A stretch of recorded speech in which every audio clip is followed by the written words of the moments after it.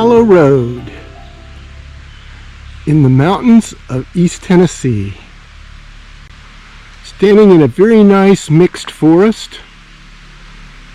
Have maple, hickory, combined with the occasional pine and cedar tree. Very nice type of typical mixed forest. Taking a stroll along the road, some wildflowers starting to pop up along here.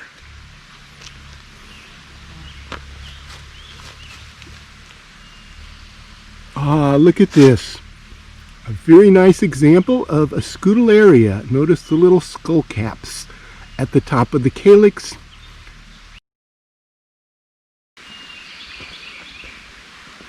The plants right along the roadside. Some typical weedy kinds of things. Here we see a clover. Red clover. Kind of a misnomer. This is really pink, isn't it? But the common name red clover, Trifolium pratense.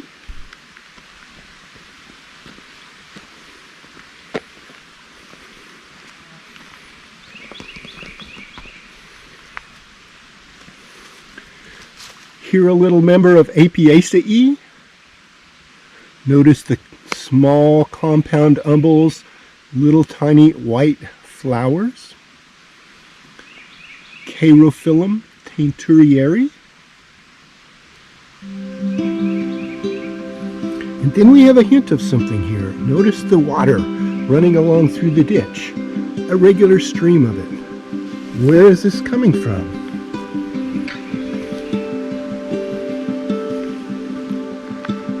We're starting to see some wetland plants. Here a very nice sedge. This is a Seeps. Notice these clustered inflorescences. Seeps atrovirens. And then an abundance of carex. Beautiful carex growing along this wet ditch.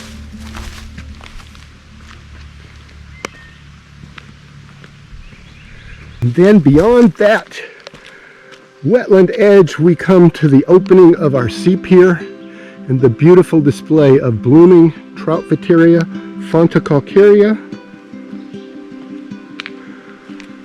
forming a wonderful display up through the seep. Very precious habitat. The only place in the world this type of habitat, and this is seep, occurs is in the Powell River drainage with the proper kinds of limestone substrate and the seep formed from a spring coming out of the rocks. One of the aspects of conserving these is to keep invasives out, and we see evidence of the need for some action here. This plant growing along the edge is Multiflora rose. This is one of our invasive things that tends to get in and dominate and crowd out other plants. So with a little effort, we can keep these seeps going for a long time. If we're not careful, a single bulldozer coming through here could wipe this out in a single day. And we need to educate people on how important these habitats are for their biological diversity.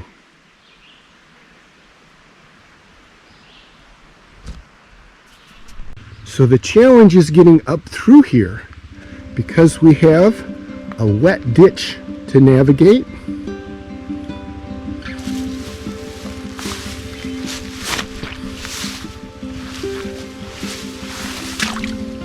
We will have wet feet today.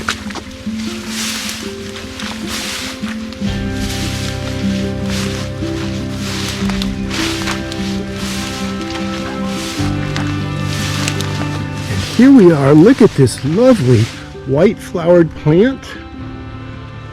The plant with a few tepals that fall off very early on. Numerous stamens. And several simple pistils in the very center of the flower. And just blooming abundantly on these tall flower stalks that rise up 1.5 meters, almost 2 meters above the ground.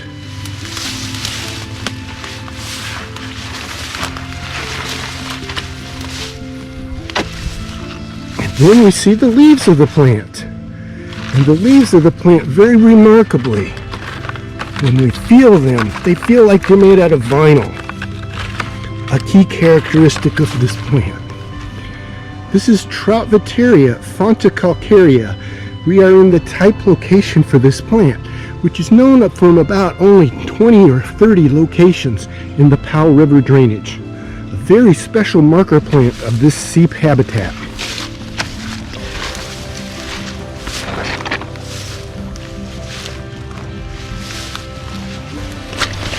Here we see the water bubbling down in a spring. And there's a spring at the top of this seep, and it provides this water year-round, which makes the conditions for the plants that grow here.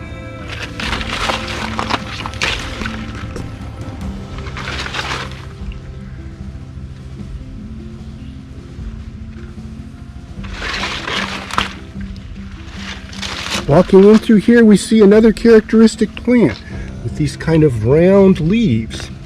This is a grass of Parnassus. Right now we're calling this Parnassia grandifolia, but this may be another species that is only found in these seep habitats. We're still studying it. Very difficult one to grow in the garden. It likes to grow in just these very, very shallow soils. You can see just a little crevice in the rock here is enough to allow that Parnassia to get a foothold. And growing next to it, these Troutvateria plants. And then lining the edges of this seep is a characteristic shrub. And the shrub is just coming to bloom, making a magnificent show of its yellow flowers. Notice the flowers with the 5 green sepals, the 5 separate yellow flowers, 5 separate yellow petals, and numerous stamens. Look how beautiful that powder puff appearance is from those stamens. There's a compound pistil in the center. This is Hypericum densiflorum, but the plants of this that grow in this habitat are slightly different than the normal plants of Hypericum densiflorum.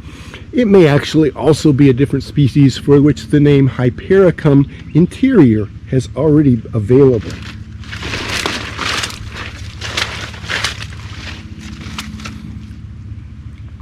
Just a whole kind of fringe of this Hypericum growing along the edge here.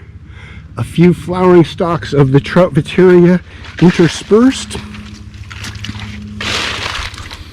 Here a beautiful plant of the grass of Parnassus, not a grass at all, but a Parnassia.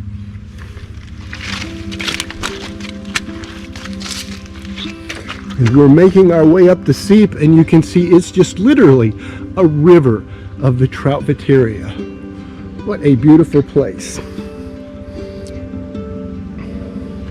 And then if we squint into the water, we can see there are little black colored snails underneath the surface of the flow. And these little snails represent a distinctive species that is also found only in these seep habitats. Fascinating biological community, limited extent in terms of occurrence, plants that either find their southernmost point in the world in Tennessee, and the only place they occur in Tennessee, or in some cases with the Troutvateria, plants that don't grow anywhere else in the world.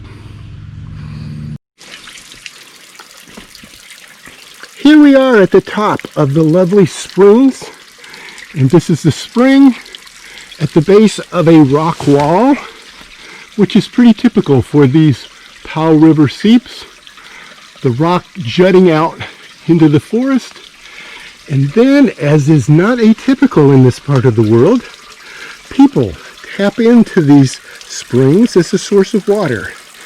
And here is a water collection device that was put in decades ago when people were actually using this. And you can see the water dripping out in the overflow, and this overflow is going to run down the slope and create the seep. So a combined of dual purpose for this habitat. It's a source of water, for local people. And the residents here still use some of the water. They don't use it for drinking, but they may use it to wash their car, to water their garden. And then by retaining the water flow, this seep also continues to function as a distinctive biological habitat. We'll move downslope here and take a look at where the trees start to open up. We're in a dense canopy right here. We have some pawpaw plants coming in, typical kind of moist edge plants in woods.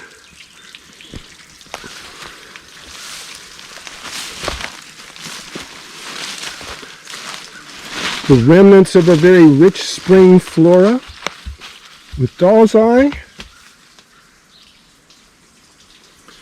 And you can see jutting out the rocks. This has very thin soil all through here because of the continual erosion. And then as we creep along here, you can see the sunshine coming in. And here's where the seep opens out and the characteristic plants start to grow. I am walking down the edge through the forest because it's somewhat easier to navigate. Here we find more remnants of the spring flora, some vernal iris with the sword-shaped leaves, the kind of curious halberd-shaped leaf of a little brown jugs, and then on the forest floor a couple denizens of the forest calmly munching away. These are little millipedes, and they're advertising their toxicity with their yellow and black color. This one under the stick is maybe a little bit more active here. And if you handle these or touch them, they will smell like cherries.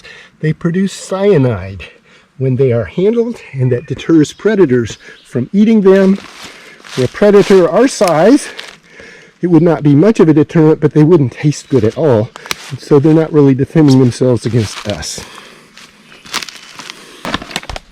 And here we are in the open area. You can see the sunlight coming in as we get out from underneath the canopy of trees. And looking down all the way to the road, what we see is a sea or a river of our Troutveteria. A plant so rare it doesn't really have a true common name in the sense that people here had discovered it and given it a common name. The common name for the genus is bugbane or tasselrue. And the species epithet fonticalcaria means it comes from a limestone spring. Also visible up in this portion are another plant that comes in. These rosettes of leaves belong to a goldenrod that likes to occur in wet areas. And this will bloom in the fall, and we'll have this seep will turn yellow instead of white as we get into the fall season. Also at the top of the seep, the plants of this grass of Parnassus get particularly lush. You can see these kind of almost spherical leaves coming up from a basal rosette. And in the fall, these will produce little white flowers that have an intricate mechanism of releasing their stamens to flop the pollen on a pollinator. Again, this is an extremely hard plant to grow in the garden. We're trying to get it established at the Knoxville Botanic Garden. That may be a multi-year project. Here along the edge of the seep is a very nice wet rock, and that rock has become colonized by some plants. The kind of carpet is mosses, and then growing through this is a little fern, and it's a neat little fern. It's called walking fern, and it likes to occur on limestone kinds of rocks, such as we find here. And what happens is the tips of the leaves will arch over, and they will root, and they'll form new plants. So this is how it establishes itself. If we look at the undersurface of the leaf, we may be able to see that it has the typical kind of linear sori with an indusium that we saw in the ebony spleenwort. This is another member of the genus Asplenium, and this is Asplenium rhizophyllum, the species epithet literally meaning root leaf, and the common name is walking fern. Growing very near to the walking fern is our old friend, the Christmas fern. And here's a little tuft of Christmas fern coming up. And if we take one of the leaves and we peel it back, you can see the undersurface of the lower leaflets is green, but as we go up towards the top, the upper leaflets are all covered with brown sporangia in huge masses, and they coalesce together, and the term for that is acrosticoid. And the species epithet of this fern reflects that. This is Polystichum acrosticoides, or Christmas fern.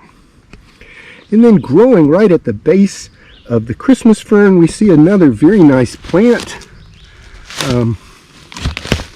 It has kind of variegated leaves, which means the leaves are two-toned. They have light green and dark green.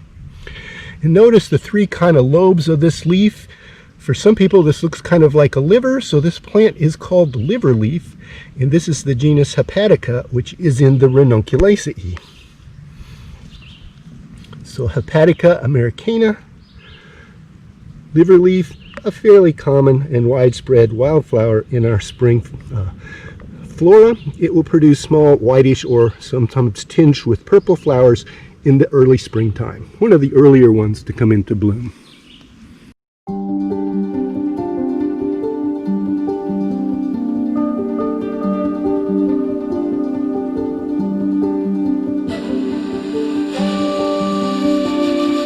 Here we are walking down through the woods along a road that is Shawn Hollow Road.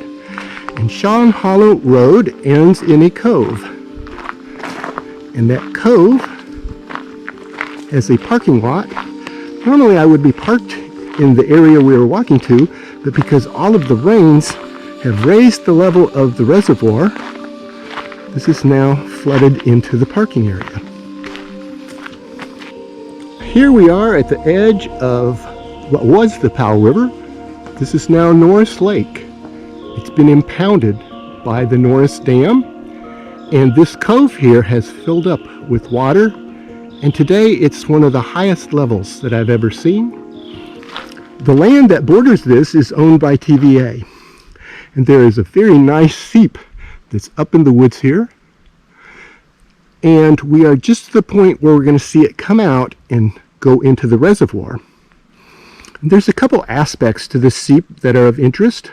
One is that we don't know how much of the seep land was actually inundated when Norris Dam was built and the reservoir was created.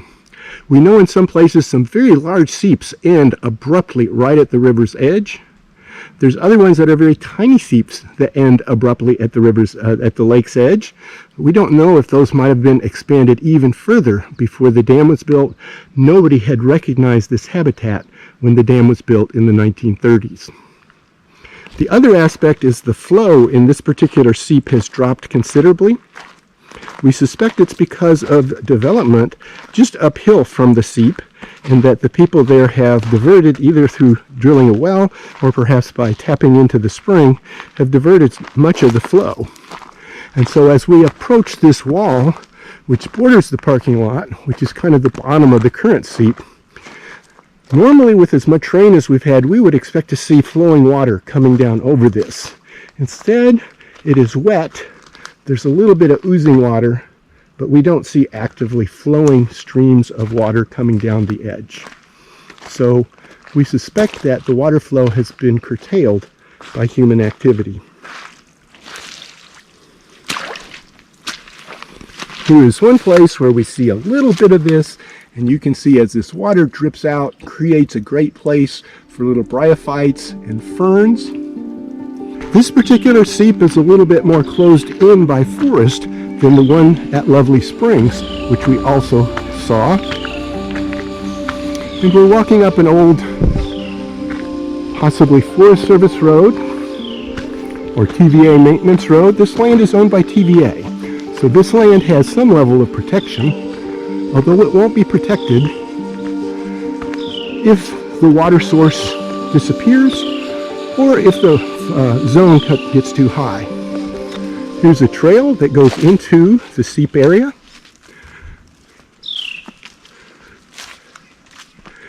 And you can see we're underneath the canopy here. But as we look off in the distance, we can see bright light coming through, which we wouldn't expect in the forest. But that's because we're approaching a seep. And that particular combination of shallow soil and drainage, continual flow of water, limits the number of plants that can occur. And so it excludes the trees and selects for just specific shrubs and herbaceous plants that inhabit this area. Here at the base, we see a characteristic wetland member of the Apiaceae. This one is not yet in bloom. And this is Oxypilus rigidior. So we are at the base of the seep zone, and I'm walking through actually water that's squishing around the soles of my boots. And we can walk up through here, and you get the impression there is lots of rock, very, very shallow soil, very rocky, tough habitats for plants to grow in because plant roots need air. And if you have very shallow soil that is totally saturated with water, you don't find air, oxygen for the plants. And so just a specific view, here's our goldenrod we saw at the other seep. These will bloom in the fall. One aspect of this seep is that the trees surrounding it, for whatever reason, have fallen into the seep. And they've grown up and they've fallen in, and this is degrading a little bit the seep habitat. And TVA may want to put a little effort into opening this back up by doing some maintenance. Walking along the trail here that kind of skirts the edge of the seep, and you can see the open area, the bright sunshine coming through. And not surprisingly, one of the characteristic shrubs of any wet area around here is the pawpaw, and these kind of small trees, large shrubs with the really, really big leaves. This is pawpaw. In this seep, we find several layers of rock ledges that interrupt the flow of the water and create habitat for plants. Here we are at the base of a rock ledge, which makes a real dramatic point, a partition across this woods, and this is where the seep originates. And this is very characteristic of these springs. The spring will come out at the base of one of these rock ledges and will trickle down the hill. Some of these seeps, when we get to the rock ledge, what we will find is a waterfall where the spring has emerged and it's going over the rock. We suspect that there should be waterfall with the amount of rain that we've had coming over these rock ledges. And again, it's probably that the water flow is being diverted by people using it for their own personal uses. And this is an issue that needs to be tackled to conserve the seeps. This is a very nice seep on public land, and TVA should take some trouble to make sure that it stays into the future. Here we are emerging out from a trail, and we can see the rock ledge that forms the boundary of the seep. And somewhere under or within these rocks, we get the spring forming, and the spring will go downhill and provide continuous watering of the area. Above this, the land is relatively dry, and we get the typical kind of mixed forest that we find in the woods here in East Tennessee along the Powell River. So this plant with the very fine veined green and white leaves is rattlesnake orchid. Rattlesnake orchid is a terrestrial orchid. It's actually fairly common in our forests. It will go ahead and bloom a little bit later in the summertime and produce its characteristic flowers with their neat structure. Orchidaceae, rattlesnake orchid. Here growing on the forest floor is another plant that you might recognize.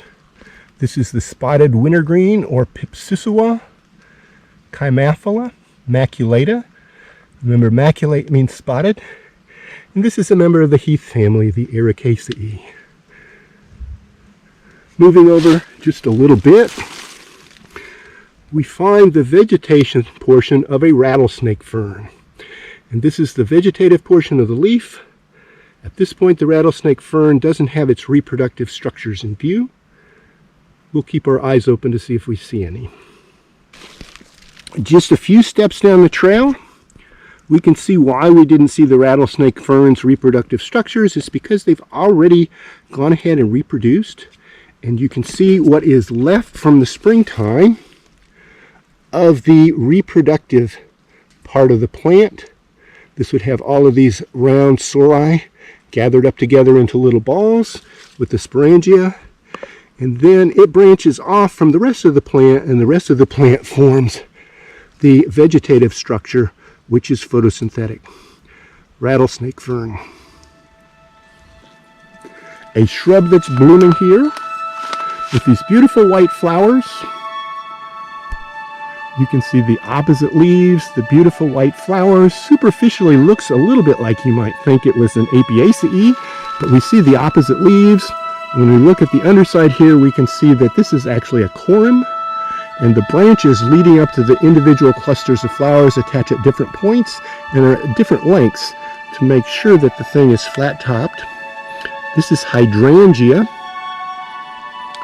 and this is a woodland, our common woodland hydrangea, Hydrangea americana.